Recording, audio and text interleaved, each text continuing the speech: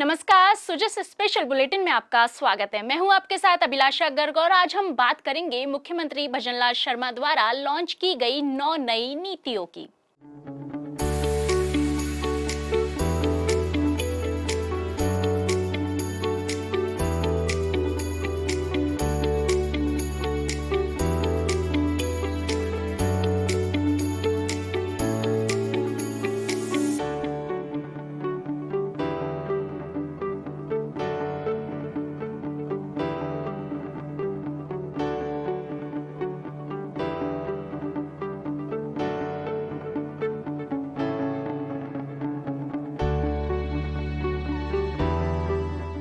मुख्यमंत्री श्री भजनलाल शर्मा ने प्रदेश के सर्वांगीण विकास को गति प्रदान करने के लिए 9 नई नीतियों का अनावरण किया। मुख्यमंत्री ने कहा कि ये नीतियां राजस्थान को देश का अग्रणी राज्य बनाने की दिशा में एक जरूरी कदम है।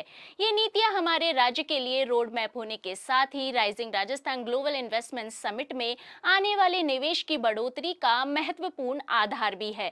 यह राज्य के विकास के लिए एक नया अध्याय है। मुख्यमंत्री ने उद्योगपतियों और निवेशकों से प्रदेश की विकास यात्रा में भागीदार बनने का आह्वान करते हुए कहा कि हमारा संकल्प विकसित राजस्थान का है और ये नीतियां उस दिशा में हमारी प्रतिबद्धता को दर्शाती है।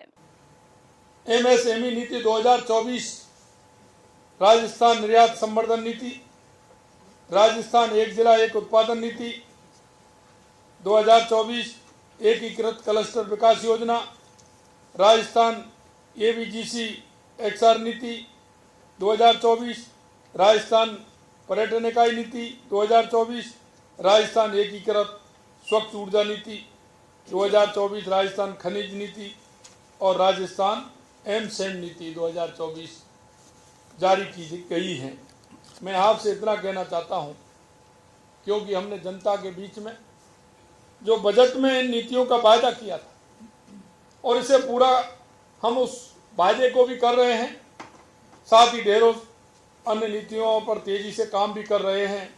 उन्हें भी जल्दी हम पूरा कर जारी कर देंगे और ये हमारी नीति दर्शाती है कि सिर्फ हम कहने के लिए नहीं बल्कि हम करने में विश्वास करते हैं। देखिए हमारी यह खास रिपोर्ट। राजस्थान एमएसएमई नीति 2024 प्रदेश के सूक्ष्म, लघु और मध्यम उद्यमों को वैश्विक बाजार में प्रतिस्पर्धा करने में सक्षम बनाएगी।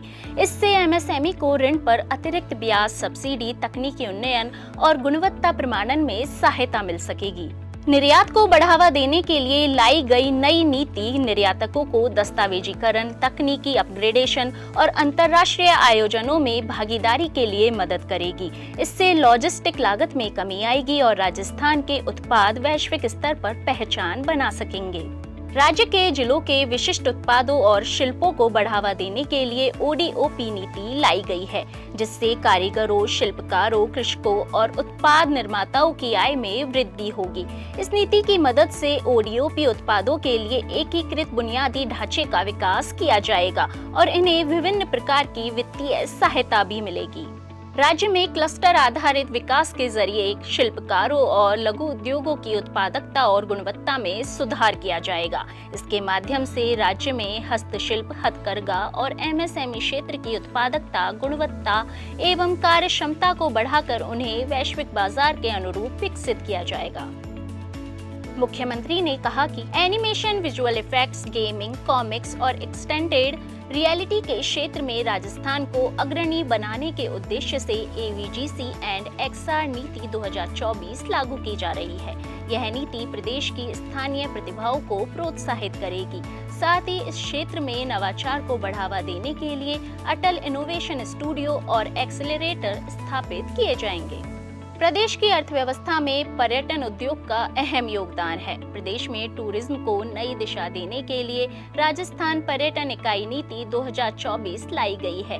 इस नीति के माध्यम से पर्यटन से जुड़े निवेशकों व उद्यमियों को आकर्षित करते हुए निजी क्षेत्र में पर्यटन इकाइयों की स्थापना को बढ़ावा दिया गया है।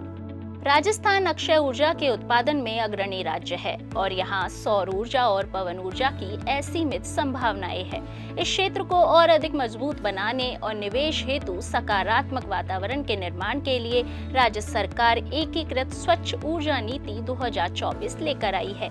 इस नीति के माध्यम से प्रदेश में अक्षय ऊर्जा, बायोमास एवं waste to energy, green hydrogen और ऊर्जा भंडारण परियोजनाओं को बढ़ावा मिलेगा। राजस्थान देश के प्रमुख खनिज उत्पादक राज्यों में से एक है। यहाँ 82 तरह के खनिजों के भंडार है, जिनमें से 58 का व्यावसायिक स्तर पर खनन हो रहा है। नई खनिज नीति के माध्यम से प्रदेश की जीडीपी में खनिज क्षेत्र की वर्तमान 3.4% की भागीदारी को वर्ष 2029-30 तक 5% और 2046-47 तक 8% तक बढ़ाने का लक्ष्य रखा गया है। निर्माण कार्यों में बजरी के स्थान पर एमसैंड के उपयोग को बढ़ावा देने के लिए राजस्थान एमसैंड नीति 2024 लागू की गई है।